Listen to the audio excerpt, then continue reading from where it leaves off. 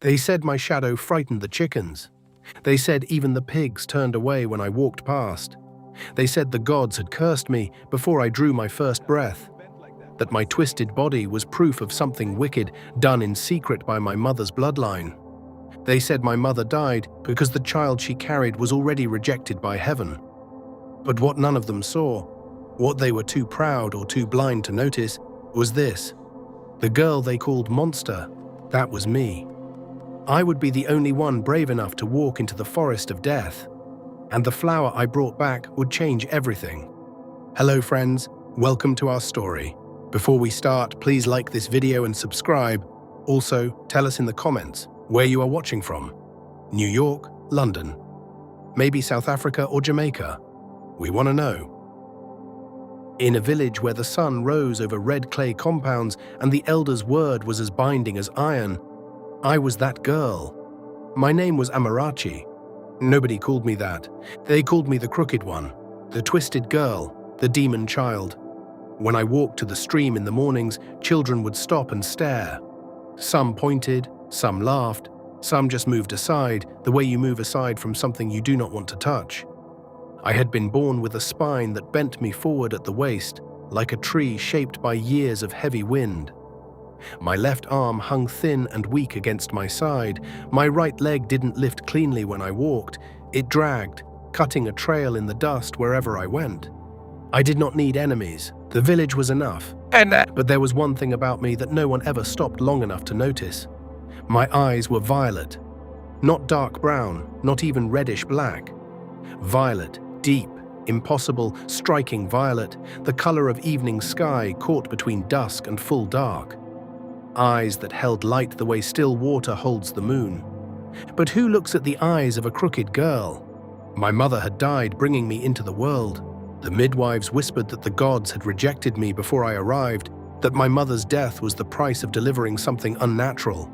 My father, Emeka, a quiet, broad-shouldered yam farmer who laughed easily and trusted people more than he should, heard their whispers and held me closer. "You are not broken, my Nkem," he would say, pressing his lips to the top of my head. Nkem, his private name for me, a word that meant his own, his precious one. You are not broken. The world is. For 12 years, it was just the two of us against the whispers. My father walked me to the stream before the other children were awake, so I wouldn't have to endure their staring. He cooked with me. He taught me riddles beside the fire. He told me stories of women who had changed kingdoms with nothing but their minds.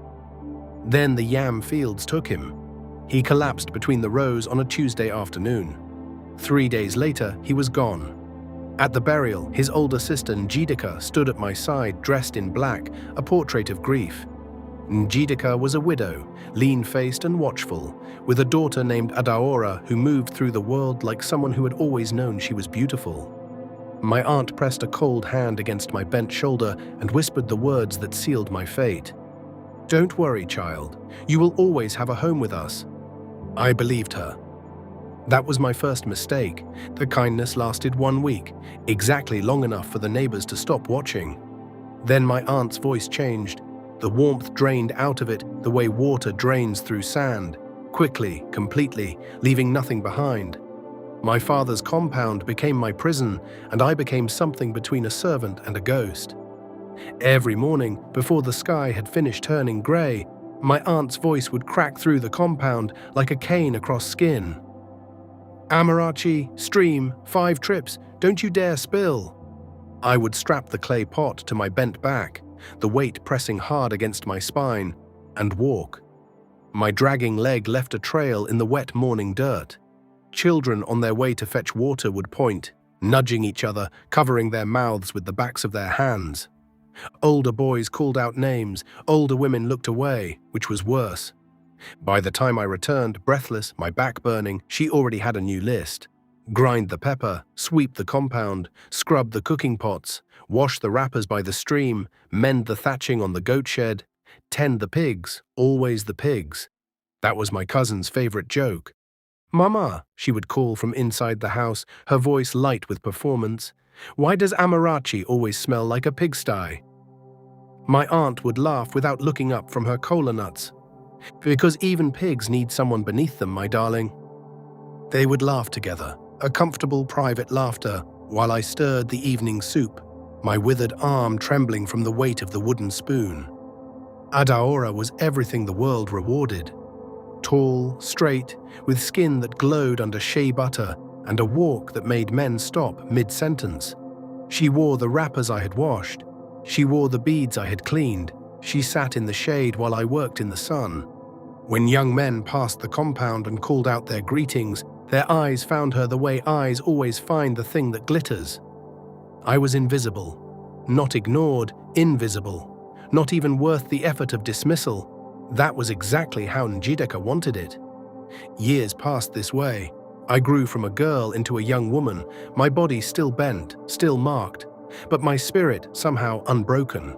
I did not know why. Perhaps it was my father's voice that lived somewhere inside me, the voice that called me Nkem, his own precious one, and said the world was broken, not me. Perhaps it was something harder than hope, something quieter, more durable. Whatever it was, it did not leave me. At night I slept in the small hut beside the pig pen, too exhausted to dream. Then one morning, the royal drums changed everything. The sound moved through the village like a second heartbeat. Traders left their stalls mid-bargain. Women abandoned their pestles mid-pound. Children sprinted toward the marketplace screaming with excitement, their feet throwing up red dust. The royal messenger stood at the center of the square, white-robed, the king's crest bright on his chest. He waited until the crowd stilled. Then his voice boomed. "Hear me, people of this land. Obinna, the king's only son, heir to the throne, has been struck down by the shadow sickness. The royal healers have exhausted every remedy. Nothing works. The prince grows weaker with each rising sun." The crowd swayed with the weight of it. The shadow sickness. Everyone knew what those words meant. No one survived it. And the royal healer had already said it plainly. Without the moonflower before the next full moon, the prince would not live to see another dawn. "But there is a cure," the messenger continued, "the moonflower. It blooms once every 20 years in the Valley of Shadows, deep inside the Forbidden Forest. The king makes this declaration. Any maiden, rich or poor, high or low, who retrieves the moonflower and saves the prince's life will become his bride. She will be the future queen of this land." The marketplace erupted. Women clapped, young girls screamed, mothers seized their daughters' hands, already measuring crowns against their children's heads. The noise rolled through the village like a flood. In my aunt's compound, Adaora spun in circles, her wrapper flowering outward around her legs. "Mother, mother, did you hear? I'll be queen. I am the most beautiful girl in this village. The prince has never seen a face like mine. This is exactly the kind of story I was born to walk into." My aunt's eyes sharpened with something older and hungrier than pride. "Yes, my daughter, this is your moment. We'll have new beads made by morning, new wrappers. Your hair needs fresh braiding. You will go to that forest and come back with everything we deserve." From the corner of the compound, I had been listening, still as a post. My heart was beating fast, not with the excitement of crowns, but with something more complicated. A man was dying. I knew suffering. I knew what it meant to reach for help and find nothing there. I stepped forward. "Aunt Njideka," I said quietly, "may I also go with the other maidens? May I try?" My aunt spun around. For a moment, just a moment, her face showed something raw. Then she laughed. It was a cold sound, a performance of amusement designed to wound. "You?" She looked me up and down slowly, letting her eyes do the cruelty her words hadn't finished yet. "You want to go into the Forbidden Forest? Amarachi, you can barely walk to the stream without your whole body giving out on you. What are you going to do in a cursed forest? What could you possibly—" She stopped, pressing her lips together around another laugh. "No, you will stay here and tend the pigs where you belong." My cousin had appeared in the doorway of the main house. "Imagine Amarachi saving the prince," she said, shaking her head slowly. "He would die of fright before she even opened her mouth." They laughed again. I lowered my head and said nothing. Over the next 3 days, maidens from across the region prepared for the quest. They dressed in their finest clothes, braided their hair with ivory beads, painted their faces with camwood dye. There was excitement in the village, and then quickly there was dread. Because the Valley of Shadows was not like ordinary forest. Elders who remembered the last moonflower blooming 20 years before spoke in low voices.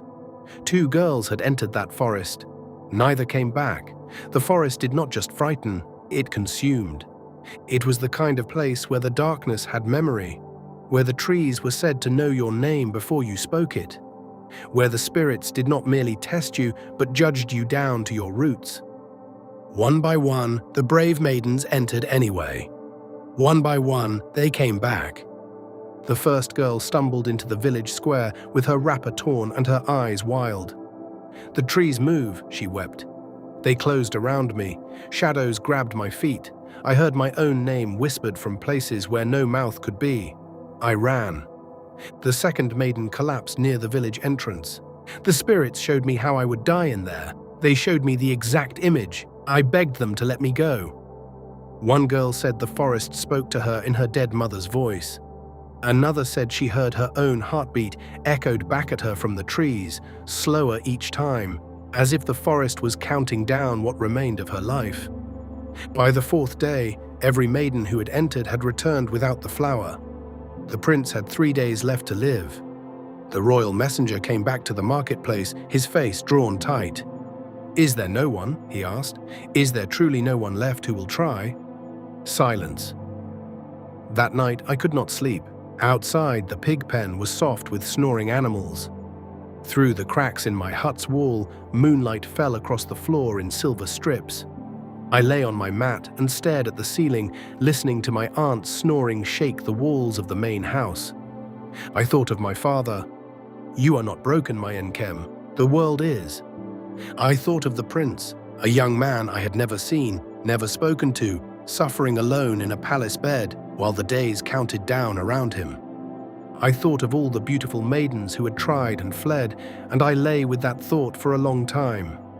I was not brave in the way stories described bravery, loud and righteous and unafraid. I was afraid. My back already ached from the day's work. My arm throbbed. My leg had bled earlier from a fall near the stream. But the man was dying, and something inside me, something that had survived 12 years of cruelty and had not yet broken, said, "Then go." I waited until her snoring deepened into its heaviest register. Then I rose. I took only my father's old traveling cloak, the one thing I had kept hidden from Njideka all these years, tucked beneath a loose board in the floor. I took nothing else, no food, no water, no lamp. Just myself and the moonlight. I had never disobeyed her before. But the prince was dying and no one else would go. The Valley of Shadows sat at the far edge of the village like an old wound. Trees grew black and twisted there, their trunks thick as granary walls, their branches tangled into something that looked less like a forest and more like a locked door. No birds sang in those trees. No insects chirped. Even the wind stopped at the tree line as though it had decided this was not its concern. The elders said that the spirits who lived inside that forest had been there since before the village had a name, that they tested those who entered and those who failed the test did not return. I stood at the entrance. My violet eyes caught the moonlight. I took one step forward. The forest swallowed me whole. Inside, the darkness was not merely the absence of light, it was a presence. It had weight. It pressed against my skin and breathed against my neck and whispered in a voice that seemed to come from every direction at once. "Turn back, crooked girl. You don't belong anywhere. Not out there, and certainly not in here. Even the shadows don't want you." I kept walking. The trees shifted around me, their branches reaching down like slow hands, curious and threatening at once. Shadows pulled at my feet, thickening around my dragging leg, pulling at it with a cold grip. "Why do you walk forward when your own body pulls you down?" the forest asked. My voice came out smaller than I intended, but it came out. Because someone needs help, and I know what it means to need help and receive none. The forest went silent. Then the path opened. I walked for hours. Time moved strangely in that place, stretching and collapsing, sometimes feeling like minutes, sometimes like years. My leg bled from dragging across the sharp edges of roots that crossed the path like tripwires. My withered arm hung useless. My spine screamed. I stopped twice to breathe, pressing my hand flat against the bark of a twisted tree, but I did not sit down. I was afraid if I sat, I would not get up. Then the trees thinned. Then I stepped into the clearing. It was another world in there. A pool of still water sat at the center, and from its surface the moonflower grew. A single bloom, white as captured starlight, its petals luminous, breathing with a soft inner light that pulsed like a living thing. The water beneath it was perfectly clear. A woman stood between me and the flower. Beautiful in the way that things older than human memory are beautiful. Not warm, not welcoming, but undeniable. She glowed with silver light. Her eyes were still and ancient as the deep forest itself. She looked me over slowly, taking me in. The hunched spine, the withered arm, the bleeding leg, the ruined cloak, with an expression that was not quite pity and not quite respect. Something between the two. "Well," she said finally, a small smile crossing her face, "a crooked girl comes where beauties have fled. Tell me, child, why do you seek the flower?" "To save the prince," I said. "Why? He doesn't know you. He has never looked at you. He would never choose someone like you, not with your back, not with your arm, not with the way your foot drags in the dirt. Why would you risk your bones in this forest for a man who doesn't know your name?" I met the woman's eyes steadily. "I'm not doing this to be chosen," I said. "I'm doing it because it is right." The woman's smile shifted.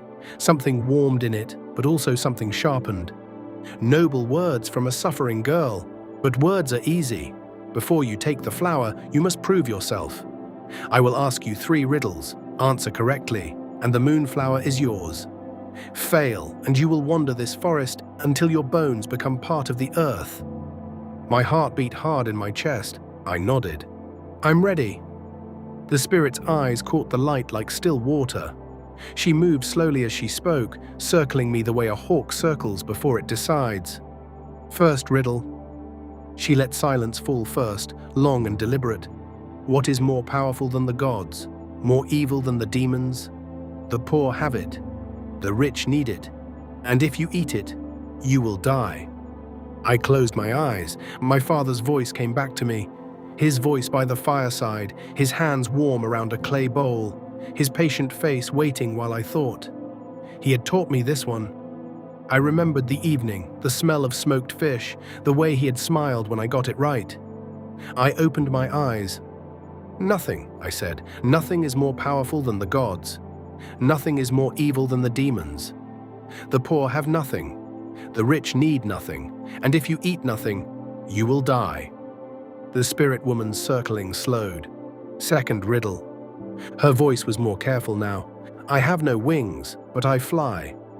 I have no eyes, but I cry. Wherever I travel, darkness follows me. What am I?"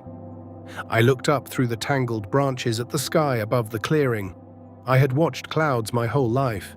From the pig pen, from the stream, from every place where rest was forbidden and sky was the only thing I could look at without being told to look away. "A cloud," I said. "A cloud flies without wings.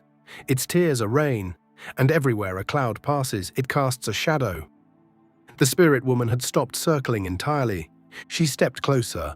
Her breath was cold against my face when she leaned in to deliver the third riddle. "I am always hungry and must always be fed. The finger I touch will soon turn red. What am I?" My mind moved quickly through the words. Always hungry, must always be fed. The finger it touches turns red. I thought of every morning before sunrise, Njideka's voice. "Get the fire going. Don't let it die. You let it die again, I will make sure you regret it." The burn on my right hand from 6 months ago that had never fully healed. "Fire," I said quietly. "Fire is always hungry. It must be fed wood to survive. And if it touches your finger, it turns it red." The clearing went absolutely still. The spirit woman looked at me for a long time. Then she threw her head back and laughed, a sound like wind moving through the tops of empty trees, high and ancient and genuinely delighted. 20 years, she said, catching her breath. 20 years, and you are the first to answer all three. She stepped back, clearing the path to the moonflower, but she raised one hand. Wait. A mirror appeared between us, conjured from nothing, its surface smooth and dark. I saw myself in it, but not as I was. In the reflection, my spine was straight. Both arms were strong, both legs stood firm and even. My face, the same eyes, was framed by a body the world would look at without flinching. I can give you this, the spirit woman said softly, before you take the flower. Walk into the palace tomorrow as this woman. The prince will see you. He will choose you. Everything you have ever been denied, dignity, recognition, love, it will come to you. She paused. I only ask for one small thing in exchange. A piece of your heart, your compassion, your kindness. You will barely notice it's gone.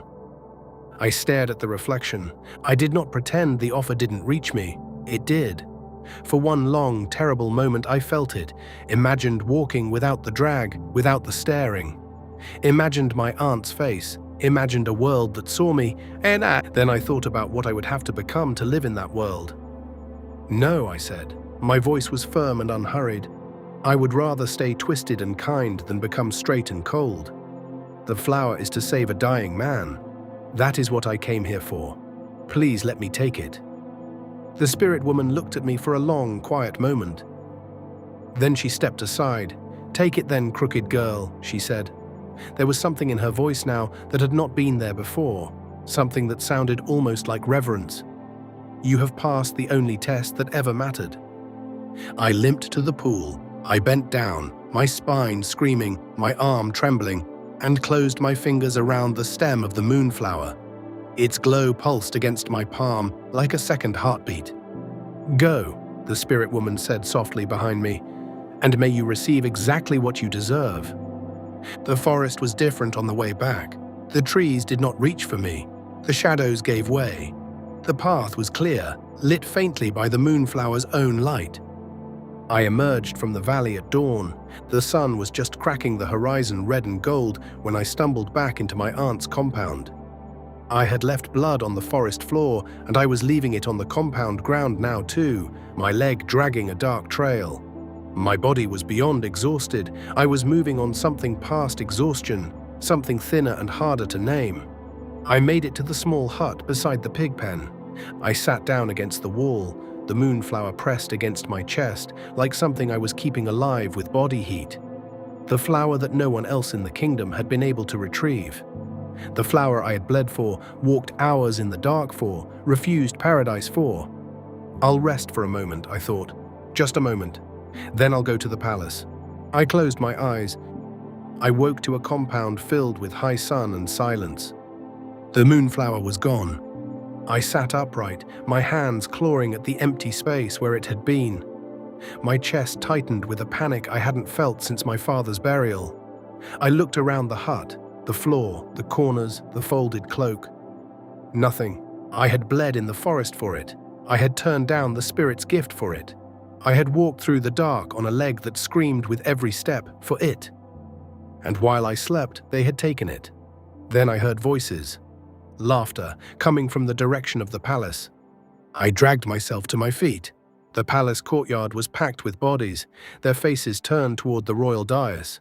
The king sat on his throne, straight-backed, his face giving nothing away. His royal guards stood at attention. Healers waited quietly to one side. The crowd was completely still.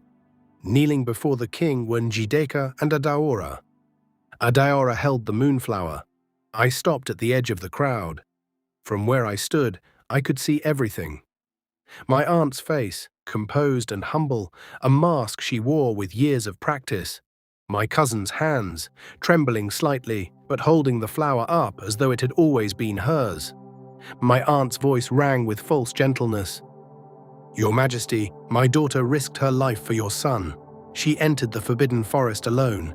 She faced the spirits, she endured the darkness and brought back the cure.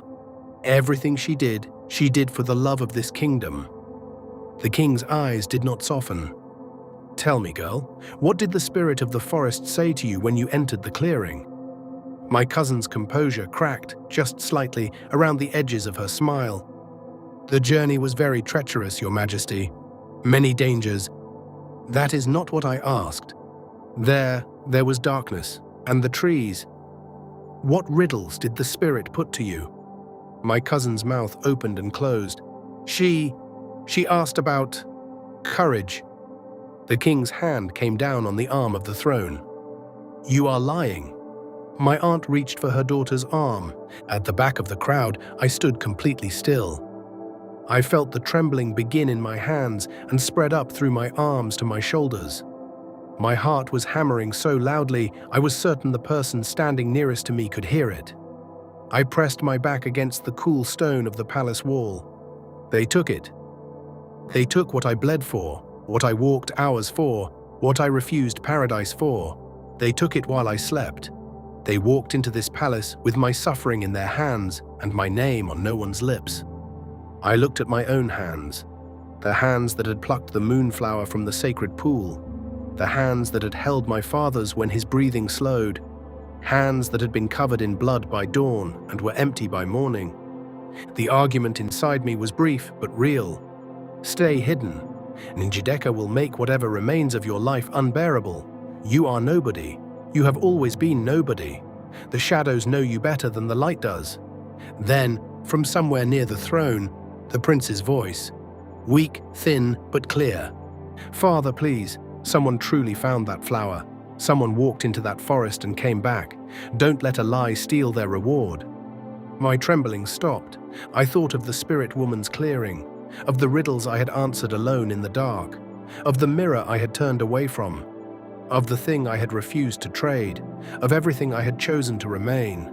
I walked into death's forest when others ran. I answered riddles when my mind was the only weapon I had. I refused paradise to keep my own heart. And I'm going to hide now when it matters most. I stepped out of the shadows. My voice cut through the courtyard like a blade through still water. Lies.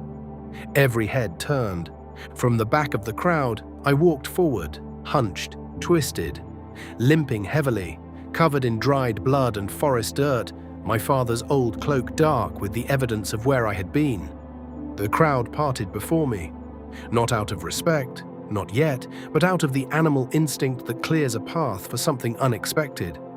Children hid behind their mothers. Some of the elders straightened on their feet. I kept walking.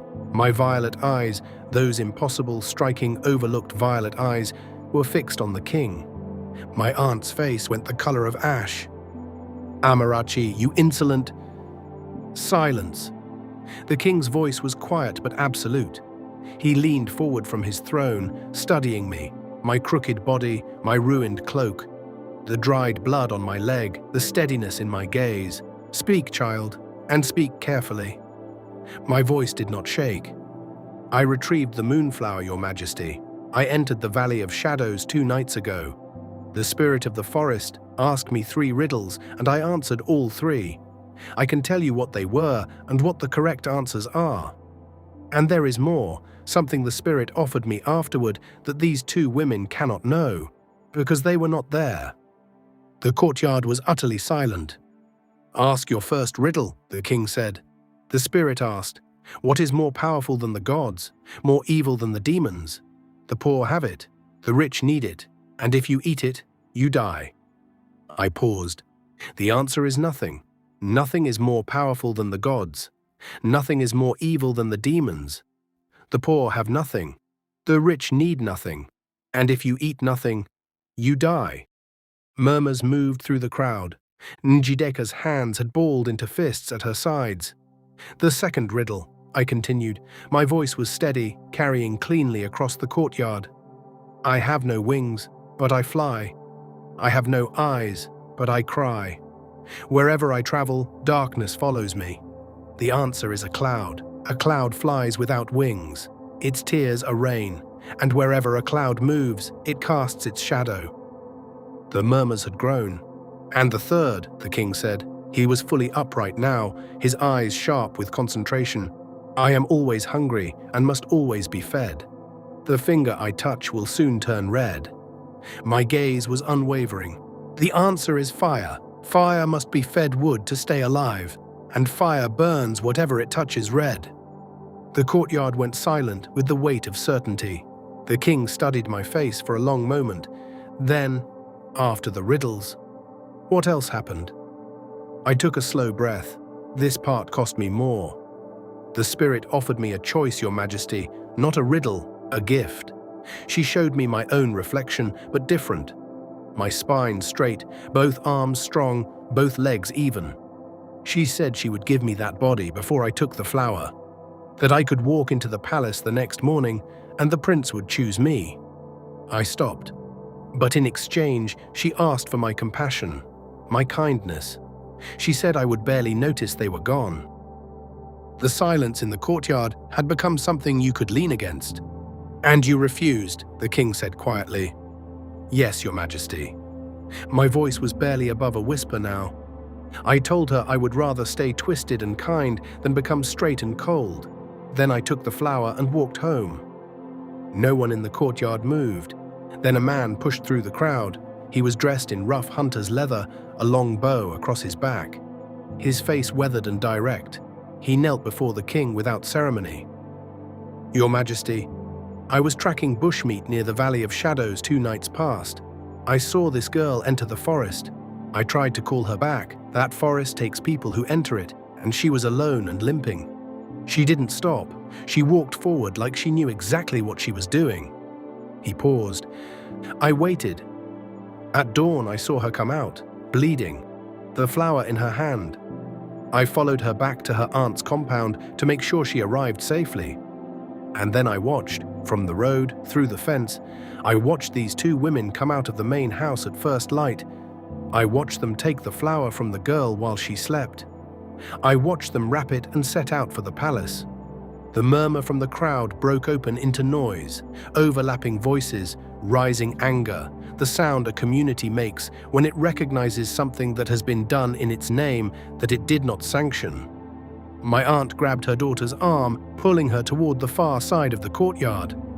"This is a misunderstanding. She's confused. She's unstable. Your Majesty, you know these kinds of girls."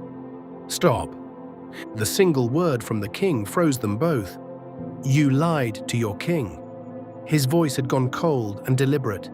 "You stole the achievement of someone who risked her life. You stood in my court and tried to place a crown on the head of your daughter, using courage that was not hers, and pain that was not hers, and sacrifice that she never made." He looked at them both for a long moment.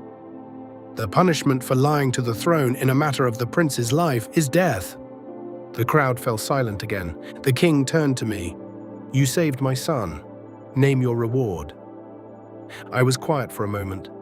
Then I lifted my eyes to the throne. "Give the flower to the prince, Your Majesty. He's dying. That is what I came here for. I need no other reward." From the bed beside the throne, set there so the king could attend to his son, even as he dealt with business, Obinna raised his head.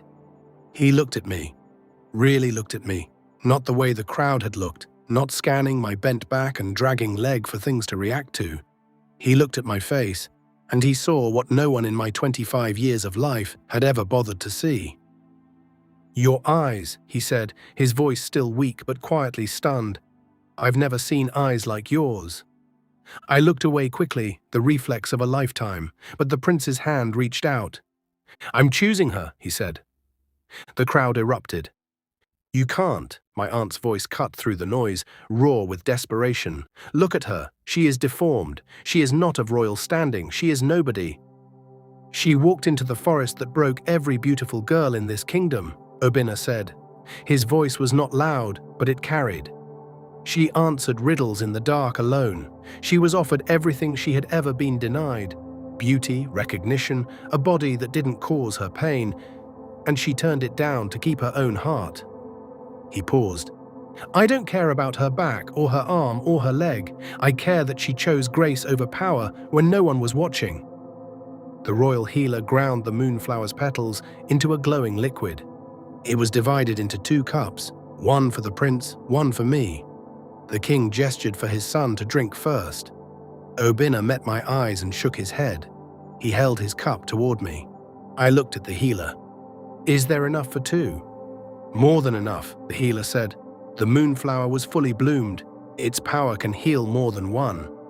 "Then we take it together," the prince said, "or I don't take it at all." We drank. The effect moved through Obina like a tide. Color flooded back into his grey face. His breathing deepened. Strength returned to his hands and limbs. He sat upright. He stood. And in me, I felt it first as warmth, then as something slow and relentless, like a great weight being lifted not quickly but carefully, the way a tree grows, deliberate and certain and irreversible. My spine uncurled, vertebra by vertebra, my back straightened until I was standing fully upright for the first time in my life. My withered arm filled with muscle and strength. My dragging leg evened out beneath me. The pain that had lived in my body for 25 years, the constant, unbroken companion of every morning and every step, went quiet. The courtyard was breathless. I stood straight. I had always been tall. No one had ever known. My violet eyes, which had always been impossible and strange and overlooked, now sat in a face framed by height and strength and stillness. I was not beautiful the way Adaora had been beautiful, performing it, requiring it. I was beautiful the way still water is beautiful, the way something true is beautiful. The crowd stared. Some wept without entirely knowing why. The wedding was held 3 days later. The entire kingdom came to witness me, the crooked girl who became queen, the girl with violet eyes who had walked into death's forest alone, who had turned down paradise to keep her own heart, who had stepped out of the shadows at the moment it cost the most. But first, there was other business. Njideka and Adaora were brought before the king in chains. My aunt had stopped performing. Whatever mask she had worn for years was gone. She stood before the throne, looking like what she was, a woman who had used a child, who had turned cruelty into a household system and called it arrangement. The king's voice was flat and final. "You enslaved your own niece in her father's house. You took everything she did and tried to hand it to your daughter. You lied to your king while a young man was dying. The law says death." He paused. "But the princess has made a request." I stepped forward. I stood tall, still getting used to it, this unfamiliar height, this new and weightless body. But my voice was the same voice it had always been. Quiet, unhurried, sure. "Let them tend the royal pigs," I said, "for 6 years. Let them know the work they gave me. Let them know what it is to be the last one considered and the first one summoned. But let them live." My aunt looked up at me. Something was moving in her face that had never been there before. Something that had no performance in it, no calculation. It looked almost like shame. The king nodded. 6 years as pig keepers. Be grateful that the princess has a greater heart than you deserved." As the guards led them away, my aunt stopped. She looked back at me. "Why?" she asked. "Just that. Why mercy? After everything I met her eyes without cruelty and without warmth, just clearly. The way you look at something you have understood." "Because my father told me I was not broken," I said. "He said the world was. I spent 25 years watching the world prove him right. I have no intention of adding to its brokenness." I turned away. Obina took my hand and led me to the palace balcony. Below us, the kingdom spread out in the early evening light, compounds and farmland, and the red dirt roads that connected one life to another, all of it catching the last of the sun. "You are going to be an extraordinary queen," he said quietly. I didn't answer right away.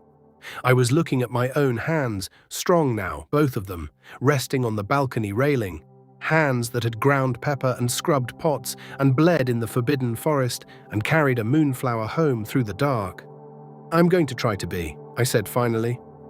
Obina and I ruled together for many decades. We were not known for our wealth or our military victories or the size of our palace. We were known for what we built, homes for children who had none, courts that protected the overlooked, a kingdom where worth was not measured by the straightness of your spine or the brightness of your wrapper, or how many eyes found you beautiful when you passed. When I spoke to young people, and I spoke to them often, directly, sitting not on a throne but among them, I would say this: your body is not your worth. Your name in other people's mouths is not your worth. What you are willing to do in the dark, when no one is watching, when everything you want is being offered to you for the price of your heart, that is your worth. And no one can ever take that from you. They called me the crooked one, the demon child, the twisted girl. My father called me Inkem, his own, his precious one. I had violet eyes that no one ever thought to look at. I walked into death's forest and came back with the cure. And I chose, when the choice was hardest, to remain myself. That, in the end, is the only miracle the story needed.